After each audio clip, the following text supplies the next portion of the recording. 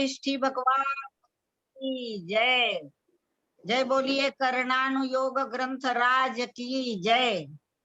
भक्त्या प्रणम्य वीरम सर्वज्ञं सर्वजन्तु हितदक्षं करणानुयोग दीपम पूर्वे स्वान्तस्तमो विघातार्थम।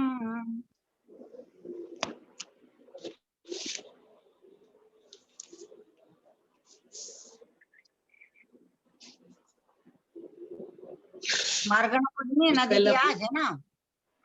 हाँ, कल मार्गना पढ़ेंगे ना आज? हाँ हाँ, कल जहाँ तक पढ़े थे उसके बाद से कल वो पढ़ेंगे। पढ़े थे ना अपन? हाँ, संज्ञा वगैरह भी पढ़ ली थी कल। मेरे को लगता मार्गना पे ही छोड़ा था हाँ। अपन। हाँ जी जी मार्गना से स्टार्ट करते हैं आज। हाँ, पढ़िए। कितना नंबर? हाँ, 78। जी जी जी 78 लोग ये पढ़े थे ना कि गुणस्थान पढ़ रहे थे। अब मार्गना के बारे में सीखते हैं कि मार्गना किसे कहते हैं। जी। तो एक मिनट।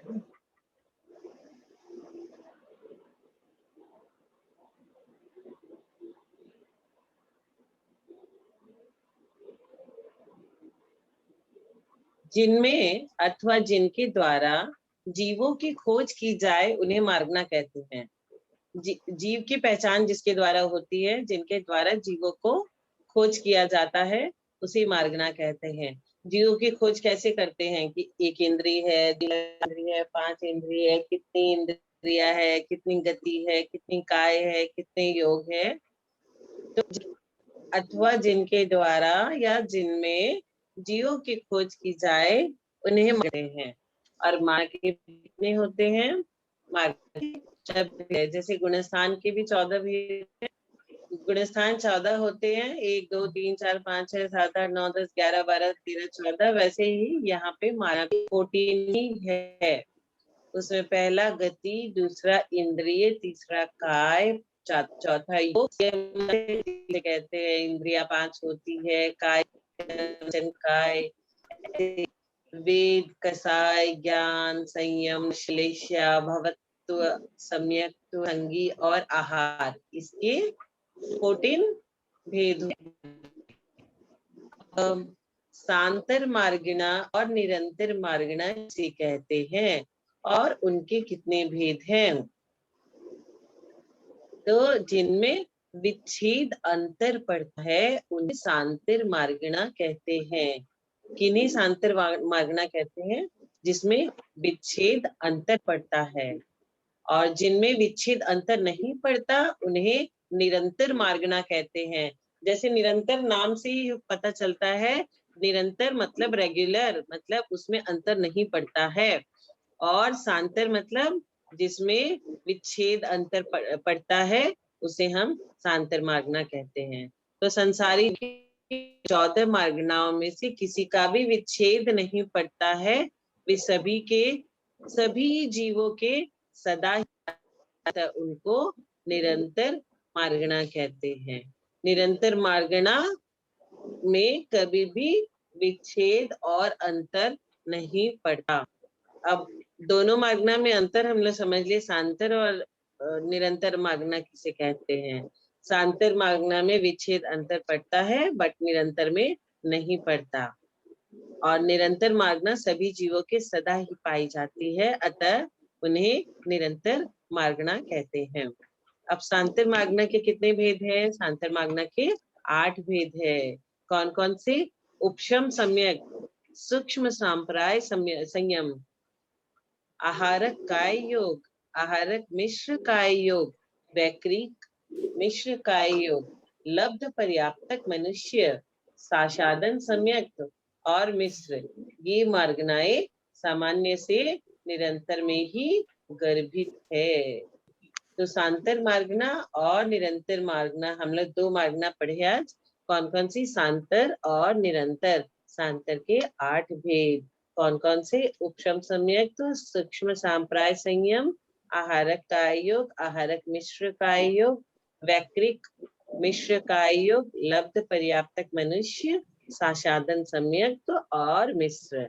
ये मार्गनाएं सामान्य से निरंतर में भी गर्भित है। अब हमने पढ़ा ऊपर में अंतर विच्छेद। अब ये जानने का अच्छा होगा कि अंतर विच्छेद पड़ता है सांतर में और निरंतर में नहीं, बट ये अंतर विच्छेद होता क्या है, किसे कहते हैं अंतर विच्छेद? तो किसी भी विच्छेद गुणस्थान या मार्गना स्थान को छोड़कर प्राप्त करने में जीव को बीच में जो समय लगता है उसको अंतर विच्छेद या वे कहते हैं। जैसे कि हम बोलते हैं 8 - 4 = 4, तो क्या हुआ, 8 में से 4 गया और 4 आया, तो ये 8 और 4 का अंतर ही है जो कि 4 है। वैसे ही किसी भी विवक्षित गुणस्थान या मार्गना स्थान को छोड़कर हम किसी स्थान को छोड़ दे और पुनः उसी को प्राप्त करने में, जैसे विजया आंटी पूना से नागपुर चली गई और फिर नागपुर से वापस पुणे आ गई, तो कितना सा लगा उसी को वापस आने को, उसे पुनः प्राप्त करने में जीव को बीच में जो समय लगता है उसी को अंतर या विरह कहते हैं। अब नाना जीवों की अपेक्षा 8 सांतर मार्गनाओं का उत्कृष्ट और जघन्य विरह कितना है? नाना जीवों की अपेक्षा उपसम सम्यक्तों का उत्कृष्ट विरह काल 7 डेज 7 दिन, सूक्ष्म सांप्राय का 6 मंथ 6 महीना, आहारक कायोग और आहारक मिश्र कायोग का पृथकत्व वर्ष, वैक्रिक मिश्र काय का 12 मुहूर्त और लब्ध पर्याप्तक मनुष्य, सासाधन सम्यक्त्व और मिश्र का उत्कृष्ट विरह काल पल्य का असंख्यातवा भाग है। सांतर मार्गणाओं का जघन्य समय है। जघन्य सबसे छोटा और उत्कृष्ट मतलब सबसे बड़ा, तो उत्कृष्ट सबका अलग अलग हमने समझ लिया, 6 महीना 1 ईयर 7 days, लेकिन सांतर मार्गनाओं का जघन्य विरह का एक समय है। अब हम ये सांतर और निरंतर मार्गनाओं के बारे में समझिए। अब हम नेक्स्ट गति समझेंगे कि गति मार्गना किसे कहते हैं, उसके कितने भेद है। इसमें सब चीज को लेके मार्गना है ना, गति, योग, वेद, कसाय, ज्ञान, संयम, दर्शन, लेस्या, भव्यत्व, सम्यक्त्व, संगी और आहार, सबके बारे में एक एक करके समझेंगे। तो और इसके कितने भेद होते हैं। गति नामकरण के उदय से प्राप्त हुई जीव की अवस्था विशेष को गति कहते हैं, और गति के 4 भेद सभी कोई जानते हैं। गति 4 होती है, बच्चा भी बोल देगा, नरक गति, तिर्यंच गति, मनुष्य गति और देव गति, यही 4 गति है। तो गति नामकरण के उदय हुए जीव की अवस्था विशेष को गति कहते हैं। बोलते ना इस इंसान की बहुत अच्छी गति होगी, इसने बहुत धर्म किया, बहुत धर्मात्मा है, तो हम लोग बोलते इसकी गति अच्छी होगी। तो गति अच्छी होगी मतलब उसे देव गति मिलेगी। जो इंसान बहुत पाप करता है, उच्चर खाने चलाता है, हम लोग खुद ही बोलते हैं इसकी गति क्या होगी यही जाने, वो कहाँ जाएगा, नरक गति में जाएगा। ये बहुत ही आसान सा प्रश्न है कि गति माना किसे कहते हैं, उसके कितने भेद हैं। 4 भेद हैं। और किसे कहते हैं, गति नामकरण के उदय से प्राप्त हुई जीव की अवस्था विशेष को गति कहते हैं। अब इसमें 4 गति के बारे में कहा, तो हम चारों गति के बारे में थोड़ा थोड़ा जान लें कि क्या है ये। नरक गति का स्वरूप क्या है। नरक गति तो हम 6 डाला में इतनी पढ़ ली है, पहली डाल पढ़ा रहे हैं, उसमें केवल नरक गति का वर्णन ही है। जो द्रव्य क्षेत्र काल भाव में स्वयं तथा परस्पर प्रीति को प्राप्त नहीं होते उनको नारकी कहते हैं। वो न तो खुद खुश रहते, न किसी दूसरे को खुश रहने देते, किसी को असुर कुमार दिला के लड़ाते रहते हैं और वे दिन भर कलह करते रहे। द्रव्य क्षेत्र काल भाव में स्वयं तथा परस्पर, स्वयं मतलब खुद, परस्पर मतलब एक दूसरे को, परस्पर प्रीति को प्राप्त ही नहीं होते। उन्हें नारकी कहते हैं और उनकी गति को नारक गति कहते हैं। नारकियों का निवास इस पृथ्वी के नीचे कहाँ रहते हैं नारकी? इस पृथ्वी के नीचे सातों पृथ्वियों में 7 नरक होते हैं। नारकी निरंतर ही स्वाभाविक, शारीरिक, मानसिक, आगंतुक एवं क्षेत्रजन्य इन 5 प्रकार के दुखों से दुखी रहते हैं। कौन कौन से दुखों से? स्वाभाविक, शारीरिक, मानसिक। शारीरिक मतलब शरीर से कष्ट सहना, मानसिक मतलब तन में हमेशा त्रास रहना। कोई बोलता है मुझे मेंटल टेंशन रहता है हर समय, तो उनको हर समय मेंटल टेंशन रहता है, शारीरिक टेंशन रहता है। क्षेत्र भी खराब है, न पानी मिलता है पीने को, न खाने कुछ मिलता है। मिलती है तो मिट्टी और खून और पीप की नदी, वैतरणी नदी। तो उन्हें सुख तो है ही नहीं। बहुत आराम। अब आप जानना चाहेंगे नरक में कौन जाता है? बहुत आराम, बहुत परिग्रह तथा रौद्र ध्यान के कारण। कौन ध्यान? 4 होते हैं। 8 ध्यान, रौद्र ध्यान, धर्म ध्यान और शुक्ल ध्यान। पंचम काल है। शुक्ल ध्यान तो किसी को हो ही नहीं था। धर्म ध्यान भी बिरले को ही होता है। रौद्र ध्यान और आर्त ध्यान सब बैठ के करते रहते हैं। तो आर्त ध्यान जो करता है वो तिर्यंश बनता है, और रौद्र ध्यान जो करता है वो नरक जाता है। और हम तत्वार्थ सूत्र में बहुत सुंदर से ये आर्त ध्यान, रौद्र ध्यान के बारे में डिटेल में पढ़ के आए हैं। अपनी इष्ट चीज का वियोग हो जाना, ऐसी चीज मिल जाना जो हमें पसंद नहीं है, ऐसी चीज खो जाना जो हमें बहुत पसंद है, इन सब के लिए हम जो विलाप करते हैं उससे हमारे क्या क्या कर्म बनते रहते हैं। बहुत आराम करना, बहुत परिग्रह, बहुत पैसा जोड़ लिया, ये तो सेठ पार्टी है, बहुत पैसे वाला है, संसार में बहुत नाम कमा लिया, लेकिन बहुत परिग्रह आपको कहाँ ले जाके छोड़ेगा। चक्रवर्ती 6 खंड का राजा होता है, और यदि उसी अवस्था में मर जाए तो सीधे नरक जाता है।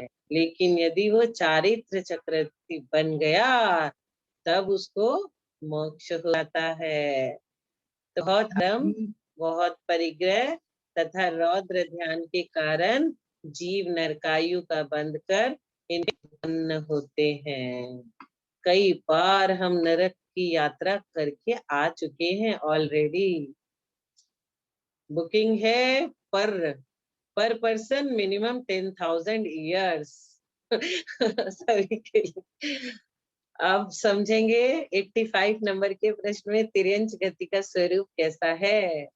नरक गति का देख लिया कौन कौन जाता है, तो भाई अपना अपना एनालिसिस खुद कर लो, किसके पास कितना परिग्रह है, कौन कितना रौद्र ध्यान करता है। इन सब बातों से पता लगा लो कि हम कहाँ जाने वाले हैं।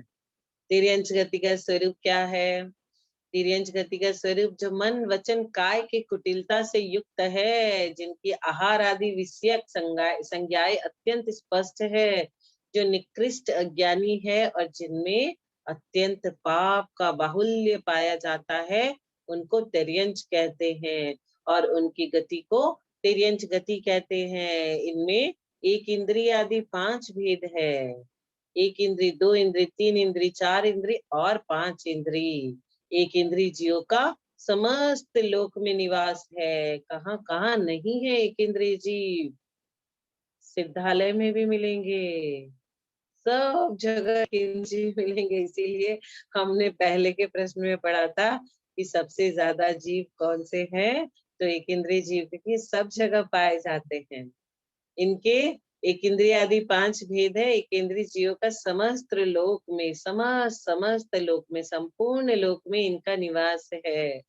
त्रस नाली में त्रस जीवों का निवास होता है, तथा उत्पाद, मारांतिक, समुद्घात और केवली समुद्घात की अपेक्षा समस्त लोक में भी इनका निवास है। छल कपट रूप प्रवृत्ति करने से कहाँ उत्पन्न होते हैं? आर्त ध्यान करने से, छल करने से, कपट करने से जीव तिर्यंच गति में उत्पन्न होता है। कई जन बहुत ज्यादा छल करता है, हर चीज में डबल मीनिंग करता है, छल करता है, मायाचारी करता है। तो ज्यादा छल करने से, ज्यादा मायाचारी करने से तिर्यंच बनना पड़ता है, और तिर्यंच बन के पाप कमाते हैं। आपने कभी लिजार्ड देखा होगा, छिपकली दिन भर क्या करती है, दिन भर कॉकरोच को, मच्छर को खाते रहती है, तो क्या होता है, उसका पाप का घड़ा मल्टीप्लायर होता रहता है। तिर्यंच बनने के बाद अगर हिंस्र प्राणी बन गए जो दूसरे को मार के खाते हैं, तो बस उनके पाप का तो फिर अंत ही नहीं, वो बढ़ता जाएगा, मल्टीप्लाई होता रहेगा। अब हम नरक और तिर्यंच गति के स्वरूप से डर कर या मनुष्य गति का स्वरूप क्या है उसे समझेंगे। जो नित्य ही, जो मैं बता रही हूँ ना, वो हमने पिछले जन्म में जरूर किया है, इसलिए इस जन्म में मनुष्य पर्याय पाया है। जो नित्य ही उपादे, तत्व, अतत्व, आप, अनाप, धर्म और अधर्म आदि का विचार कर सके, जो मन के द्वारा दोष आदि का विचार, ये गुण है, ये दोष है, सब हम विचार कर सकते हैं, एवं स्मरण आदि कर सके, हमें सब कुछ याद रहता है हमने कब क्या किया था। जो मन के विषय में उत्कृष्ट हो, शिल्प कला आदि में कुशल हो, कितना कलाकारी करता रहता है मनुष्य। जानवर को कभी कुछ आर्ट करते हुए, वो कुछ नहीं कर सकता। आपने कभी किसी जानवर को स्माइल करते हुए देखा है? जानवर हंस रहा है, खुश है, कुछ नहीं कर सकता बेचारा। दिन भर पेट भरे, पेट की आग को लेकर के दौड़ते रहता है कि सुबह निकल के शाम कैसे वो अपना पेट भर के अपने आप को जीवित रख सके। मनुष्य तपस्शरण कर मोक्ष प्राप्त कर सके, तथा युग की आदि में जो मनुष्य से उत्पन्न हो, उन्हें मनुष्य कहते हैं, और उनकी गति को मनुष्य गति है। मनुष्य की गति को मनुष्य गति कहते हैं। और मनुष्य में ये क्षमता होती है कि तपस्या करके, अपने कर्मों को गिरा करके, सारे कर्मों के निर्जरा कर मोक्ष को प्राप्त कर सकते हैं। बाकी तीनों पर्याय कभी भी नहीं कर सकते, न नारकी कर सकते, न देव कर सकते, और न ही तिर्यंच कर सकते। इसीलिए देवता भी मनुष्य के पर्याय को पाने के लिए लालायित रहते हैं। मनुष्य का निवास ढाई दीप में है, और मनुष्य के आर्य खंड और मलेच्छ खंडक्ष की अपेक्षा दो विध है। अल्प आरंभ, अल्प परिग्रह, स्वभाव की सरलता से जीव मनुष्य गति में उत्पन्न होते हैं।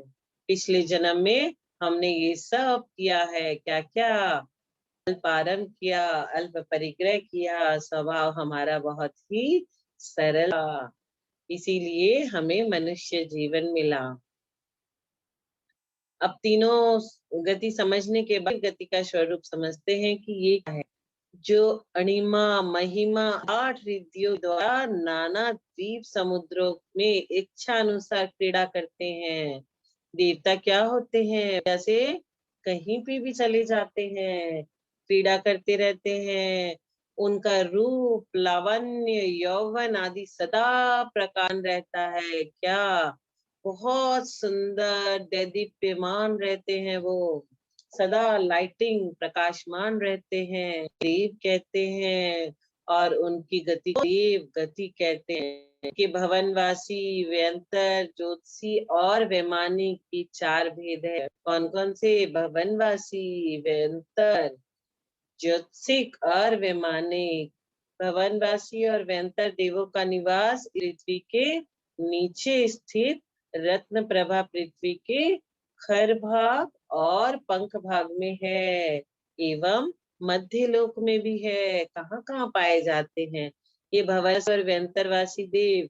ये व्यंतर देव ही तो है जो कुछ कुछ करते रहते हैं, और भली भाली जनता बोलते हैं भूत आ गया, भूत ने ऐसा कर लिया। ये मध्य लोक के व्यंतर के देव करते रहते हैं। अब ज्योतिषी देवों का निवास इस पृथ्वी से 790 योजन की ऊंचाई से लेकर की ऊंचाई तक है। चांद, तारे, सूरज, ये सब ज्योतिषिक देवों में आ गए। वैमानिक देवों का निवास 16वें स्वर्ग, जहाँ पे सीता मैया का जीव है, अभी 16वें स्वर्ग में। विवेक 9 अनुदिश तथा 5 अनुत्तर विमानों में है। इन सब जगह कौन बसते हैं? वैमानिक देव। सरल परिणाम, धर्म, ध्यान तथा सुपयोग, इन सब भावों से जीव देव गति में उत्पन्न होता है। परिणामों को सरल रखना है। ध्यान कौन सा करना है? चारों ध्यान में धर्म ध्यान करना है और शुद्धोपयोग और शुभोपयोग होता है। में शुभोपयोग रूप भाव से जीव देव गति में उत्पन्न होता है। सिद्ध परिचय क्या होते हैं? चारों गतियों में कौन सी गति में आते हैं? सिद्ध परमेष्टि चारों गतियों के चक्र से रहित होते हैं। ये तो मनुष्य में है, न देव में है, न नारकी में है, न तिर्यंश में। चारों गतियों के चक्र से रहित होते हैं। तो हमने बहुत बढ़िया से सारी गतियों के बारे में जान लिया। अब तिर्यंश में कितने भेद हैं? तिर्यंश कितने होते हैं? सामान्य तिर्यंश, पंचेंद्रीय तिर्यंश, पर्याप्तक तिर्यंश, योनिनी तिर्यंश, अपर्याप्तक तिर्यंश। इस प्रकार तिर्यंश के 5 भेद: सामान्य, पंचेंद्रीय, पर्याप्तक, योनिनी और अपर्याप्तक। सामान्य मनुष्य, पर्याप्तक मनुष्य, योनिनी मनुष्य और अपर्याप्तक मनुष्य। इस प्रकार मनुष्यों के 4 भेद हुए। कौन कौन से? सामान्य मनुष्य, पर्याप्तक मनुष्य, योनि मनुष्य और अपर्याप्तक मनुष्य। ये 5 भेद इसके हुए मनुष्यों के। पर्याप्तक मनुष्य और मानुषियों का कितना प्रमाण है? 29 अंक आप लिखोगे ना, 7922916256433759 3543950336 अर्थात 29 अंक प्रमाण पर्याप्तक मनुष्यों का प्रमाण है। कितना? 29 डिजिट पर्याप्तक मनुष्यों का प्रमाण है। और पर्याप्तक मनुष्यों का जितना प्रमाण है उसमें से 3/4 मानुषियों का प्रमाण है। अब बढ़िए, इंद्रिय मार्गणा किसे कहते हैं और उसके कितने हैं और उसका क्या स्वरूप है इंद्रिय मार्गणा का? ये तो बहुत आसान है, बहुत सिंपल है। इंद्रियों के बारे में तो छोटे छोटे बच्चे बता देंगे कितनी इंद्रियां होती है। एक इंद्रिय जाति नामकरण जैसे जीव को जो एक इंद्रिय आदि अवस्था प्राप्त होती है उसे इंद्रिय मार्गणा कहते हैं। इंद्र के सदृश अपने अपने विषय में स्वतंत्र होने से इंद्रिय कहते हैं। मतलब ये सारी 5 इंद्रियां स्वतंत्र होती है। इंद्र के सदृश अपने अपने विषय में, कोई रचना में महान है, कोई चक्षु में, तो सब इंद्रियां अपने अपने विषय में स्वतंत्र होती है। या छद्मस्त जीव जिनके माध्यम से पदार्थों को जानता है उसे हम इंद्रिय कहते हैं। इंद्रिय के कितने भेद? 2, भावेंद्रिय और द्रव्येंद्रिय। लब्धि और उपयोग को भावेंद्रिय कहते हैं और मति ज्ञानावरण कर्म के क्षयोसम से उत्पन्न होने वाले अर्थ ग्रहण की शक्ति रूप विशुद्धि को लब्धि, उस विशुद्धि के अर्थ को ग्रहण करने रूप को जो व्यापार होता है उसको उपयोग कहते हैं। उपयोग किसे कहते हैं? जैसे आप अभी धर्म ध्यान कर रहे हो, आप कुछ पढ़ रहे हो, कुछ सुन रहे हो और उसके संग संग आपका ध्यान और पर भी है, तो उपयोग तो एक ही जगह लगेगा ना आपका। दोनों जगह एक संग कभी भी नहीं लग सकता। आप कभी भी सुनना और लिखना दोनों चीज एक संग नहीं कर सकते। सुनते हो कौन सी इंद्री से? कर्ण इंद्री से। और लिखते हो, जब लिखते हो तो सुनना बंद होता है, जब सुनते हो तो लिखना बंद हो जाता है। लेकिन दोनों काम इतना फास्ट होता है कि लोग सोचते हैं सुनते सुनते लिख रहे हैं। तो हमने कहा इंद्री के 2 भेद, भावेंद्रिय और द्रव्येंद्रिय। लब्धि और उपयोग को भावेंद्रिय कहते हैं। भावेंद्रिय किसी कहते हैं? लब्धि और उपयोग। अब मति ज्ञानावरण कर्म के क्षयोपशम से उत्पन्न होने वाले अर्थ ग्रहण की शक्ति रूप विशुद्धि को लब्धि कहते हैं। किसे लब्धि कहते हैं? मति ज्ञानावरण मति ज्ञान और श्रुत ज्ञान। और क्या क्या 5 ज्ञान हमने पहले पढ़े थे? ज्ञान, श्रुत ज्ञान, अवधि ज्ञान, मनःपर्यय और केवल ज्ञान। मति ज्ञानावरण कर्म के 6 ऑप्शन से उत्पन्न होने वाले अर्थ ग्रहण की शक्ति रूप विशुद्धि को लगते हैं और उस विशुद्धि के अर्थ को ग्रहण होता है उसको उपयोग कहते हैं। निवृत्त और उपकरण को द्रव्येंद्री कहते हैं।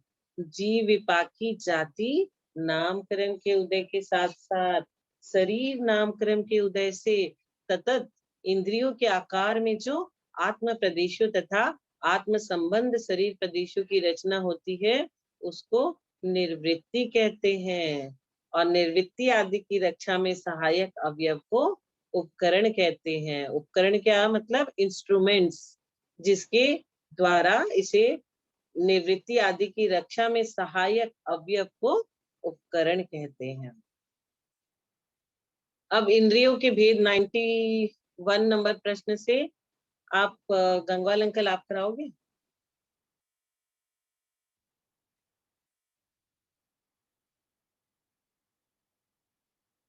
91। आवाज आ रही है? हाँ आ रही है। इंद्रिय के और कितने भेद होते हैं?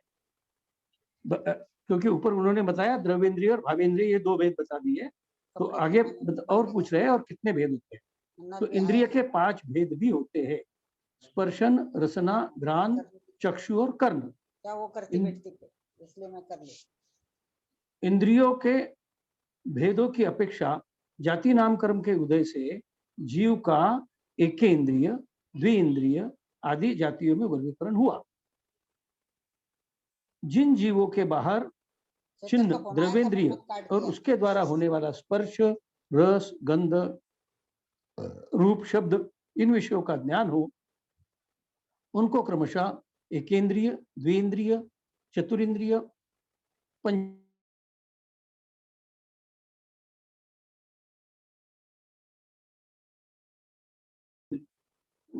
जो पंचेंद्रिय होगा उनको 5 इंद्रिय होंगे। तिर्यंच गति को छेड़कर शेष गतियों में पंचेंद्रिय जीव ही होते हैं। इसका अर्थ क्या हुआ कि एकेंद्रिय, द्विइंद्रिय, तीन्द्रिय जो है वो सारे तिर्यंच में आ गए।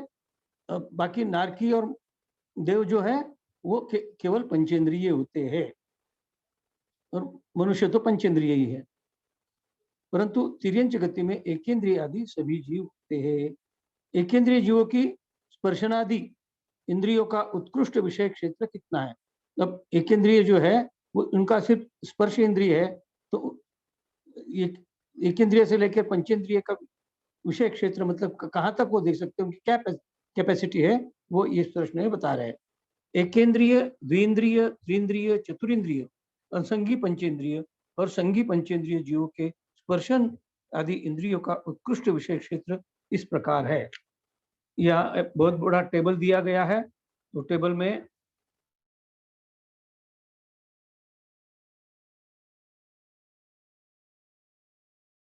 स्पर्शन की कैपेसिटी 800 धनुष की है और रसना की 46 धनुष की है। त्रिइंद्रिय की स्पर्शन कैपेसिटी दुगना होती जा रही है। देखिए स्पर्शन कैपेसिटी एकेंद्रिय से लेकर असंगी पंचेंद्रिय तक दुगनी होती जा रही है स्पर्शन कैपेसिटी।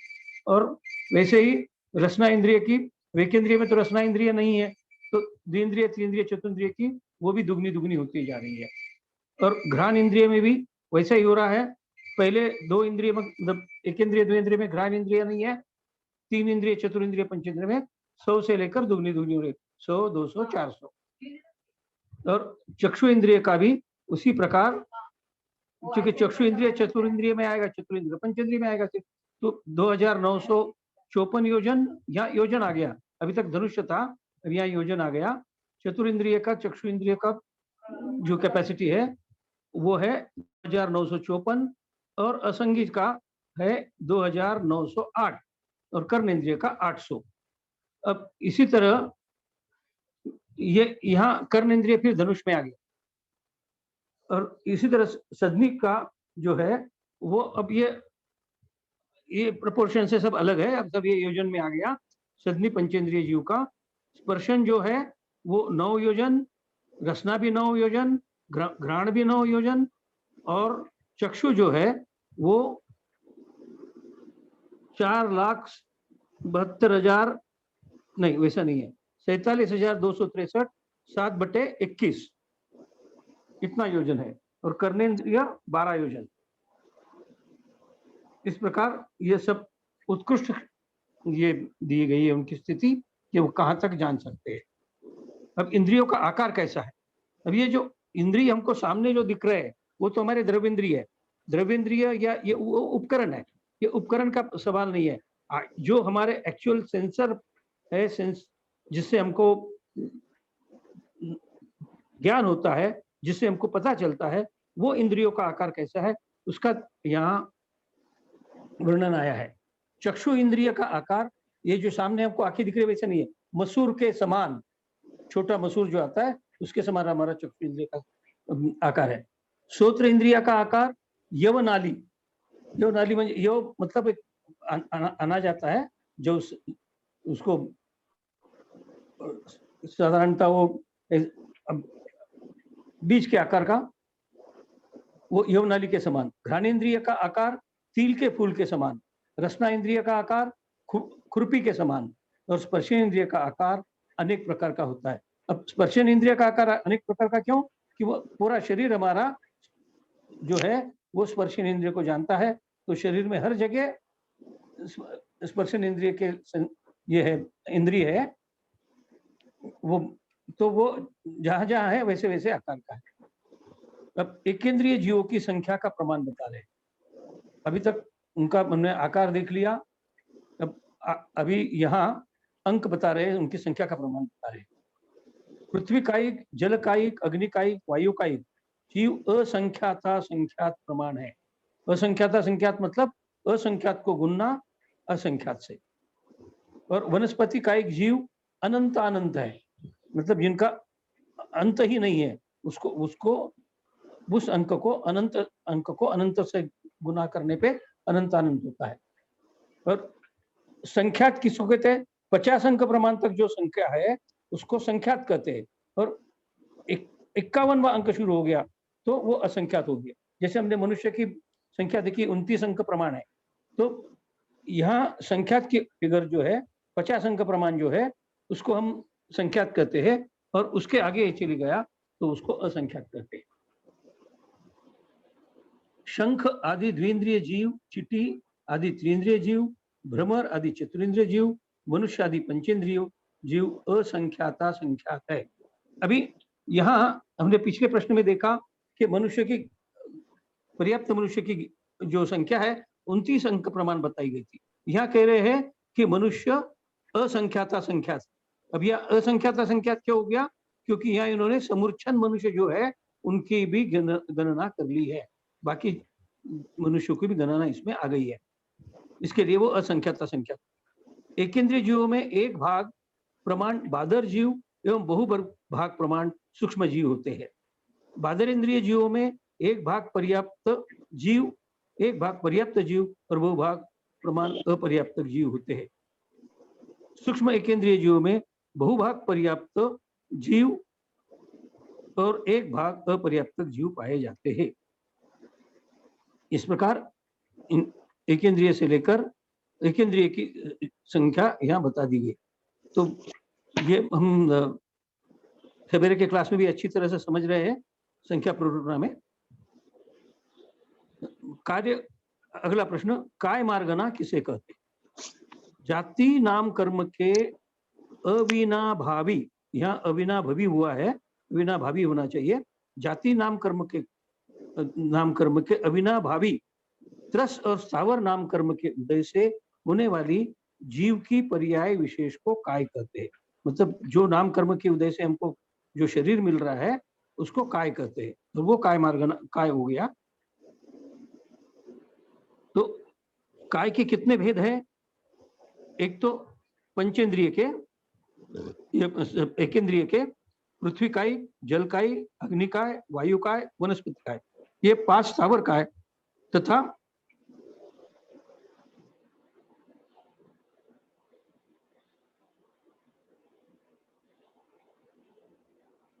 काय। वनस्पति काय के कितने भेद है, उनका स्वरूप क्या है? वनस्पति काय के 2 भेद है, प्रत्येक और साधारण। प्रत्येक वनस्पति जिसमें एक शरीर का स्वामी एक ही जीव होता है, उसे प्रत्येक वनस्पति कहते हैं। साधारण वनस्पति जिन जीवों का शरीर साधारण नामकर्म के उदय के कारण निगोद रूप होता है, जहां एक शरीर में अनंतानंत जीव रहते हैं और उनका आहार, श्वासोश्वास, जीवन तथा मरण समान होता है, मतलब एक साथ ही मरते, एक साथ ही जीते, उन्हें साधारण वनस्पति कहते हैं। ये जितने जीव है साधारण वनस्पति में अनंतानंत जीव रहते हैं, वो श्वासोश्वास भी एक साथ लेते हैं, उनका जीवन तथा मरण भी एक साथ ही होता है। उनके बादर और सूक्ष्म की अपेक्षा 2 भेद होते हैं, साधारण बादर और सूक्ष्म बादर। इतना विशेष है कि बादर निगोद शरीर में